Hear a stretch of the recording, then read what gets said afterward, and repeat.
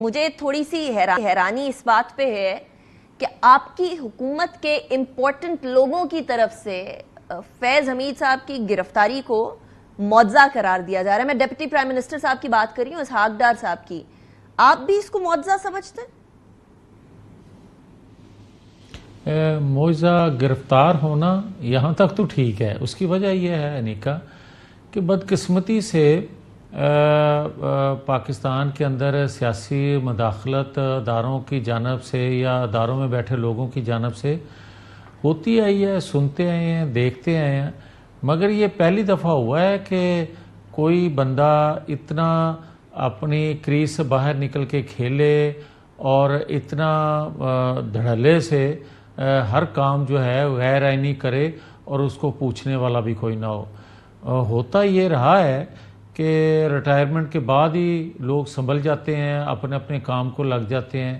مگر فیض حمید صاحب نے یہ سلسلہ چھوڑا نہیں اور کبھی کسی نے اس سے پہلے بغاوت پہ کسی کو اکسایا نہیں. فیض حمید صاحب یا ان کے پیش رو جو تھے انہوں نے کیا, ابھی میں آپ کو سن رہا تھا یا یہاں ایک ٹکر چل رہا تھا کہ چارج شیٹ نواز شریف کس کو کر رہے ہیں. بھائی چارج شیٹ 2014 سے جو دھرنے دلوانے والے ہیں اور دینے والے ہیں ان کو کر رہے ہیں. اور پھر یہ حقیقت نہیں ہے کہ NA 120 کا ضمنی جب الیکشن ہوا تھا, نواز شریف کو جب ڈی سیٹ کیا گیا تھا تو راتوں رات 2 جماعتیں سیاسی کس نے بنوائی تھیں اور کیوں بنوائی تھیں. اور پھر اسی طرح 8 فروری کا جو الیکشن ہے, 8 فروری 2024 کا, اس میں بھی سہولت کاری ہوئی ہے. اور یہ سہولت کاری کرنے والے اور کروانے والے پبلک ان کے نام ہونے چاہیے. آپ ان کو سزا دیں یا نہ دیں مگر کم از کم لوگوں کے سامنے لے کے آئیں. یہ بڑی بات ہوتی ہے. فارم 47 میں 2024 پہ فارم 47 دونوں جانب چلا ہے.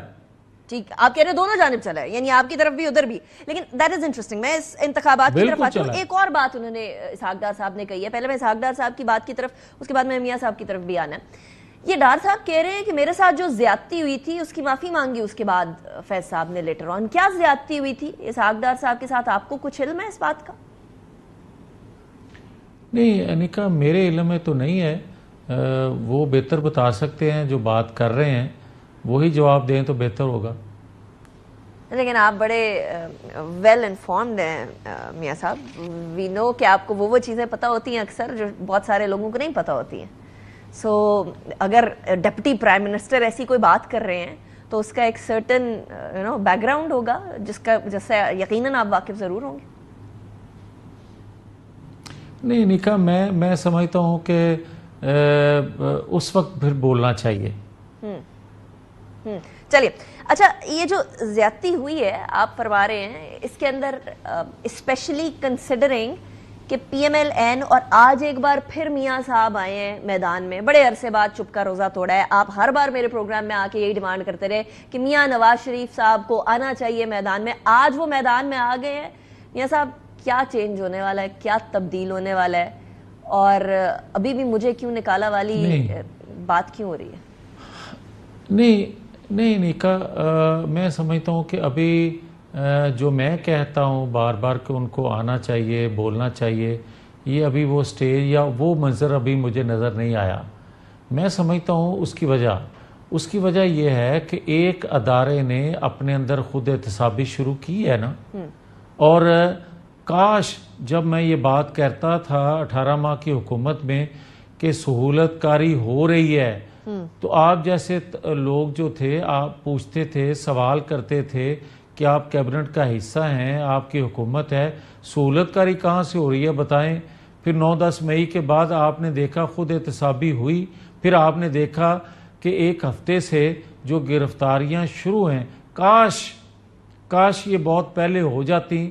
مگر اب بھی چلیں دیر صحیح, مگر آج بھی اگر آپ مٹی جھاڑو پروگرام شروع کریں گے کہ چلیں تھوڑا تھوڑا کر لیں اور باقی رہنے دیں, تو نہ قوم کا اعتماد بحال کر سکیں گے آپ, نہ پاکستان کو اپنے پاؤں پہ آپ کھڑا کر سکیں گے.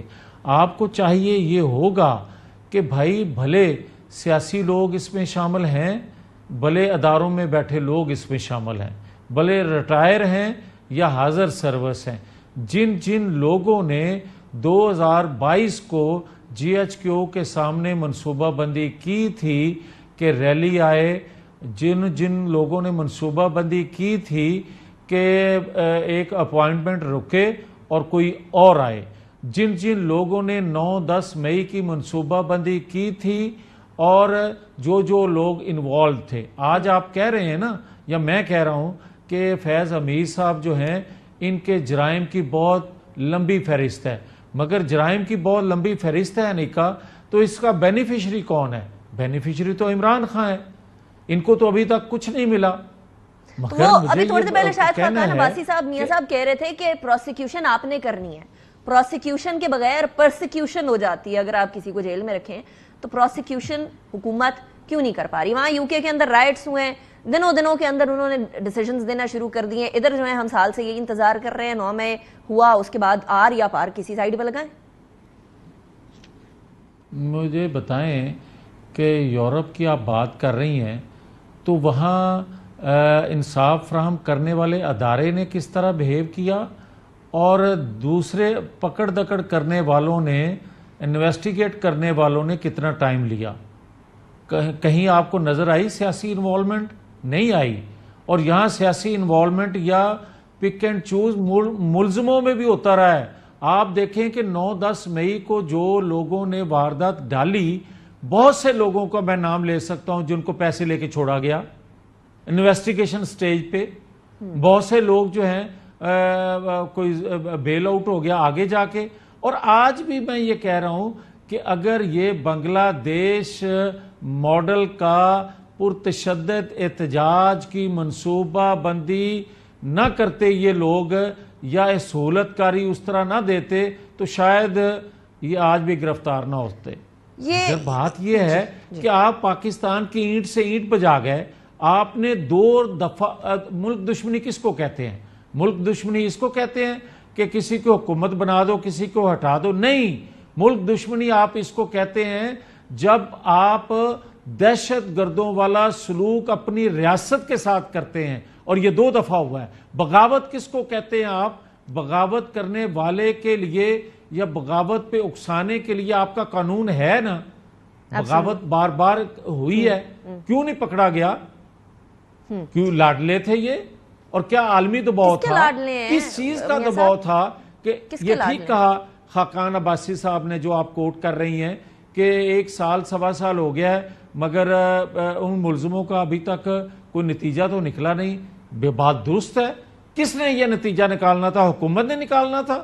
نہیں، اداروں نے کرنا تھا، یا عالمی دباؤ اگر ہے تو قوم کو اعتماد میں لیا جائے کہ اس کے لیے کہاں سے